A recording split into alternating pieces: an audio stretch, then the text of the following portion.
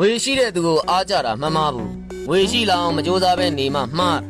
ရုပ်စိုးနေခဲ့ရင်တော့ငွေရှိလာတဲ့ခါမှာအလိုလိုချောလာတတ်တယ်ငွေရသိတ်ကိုတကိုးကြည့်တယ်ငွေမရှိရင်တော့အနှိမ်ခံရမှာပဲအနှိမ်ခံခြင်းတွေကိုစိတ်နာပြီးတော့ငွေရှိလာအောင်ကြိုးစားတယ်ငွေရသိတ်ကိုအင်အားကြီးတယ်ငွေရှိလာပြီဆိုရင်ခင်ချင်းပင်ချင်းတဲ့သူတွေလည်းပေါ်လာဟိုရင်မခေါ်ခြင်းမပြောခြင်းတဲ့သူတွေကလည်းငွေအချိန်ကြောင့်ရောခြင်းလာလိမ့်ငွေရသိတ်ကိုပါကြည့်ပါလေဖြစ်ပြကြီးထဲမှာစိတ်ထားကောင်းတာလေးတွေရိုးသားတာတွေကငွေလောက်ရင်းမပါကြတော့လူချင်းပေါင်းသေးရင်တော့မှကိုကျင်တရားကောင်းတဲ့သူထက်ငွေအင်အားတောင်းတဲ့သူတွေပေါင်းကျင်ကြတချို့လူတွေအတွက်ဒီစကားတွေကခါပြီမယ်ဒါဟာလက်တွေ့အမှန်တရားပဲငွေရှိတောင်ကြိုးစား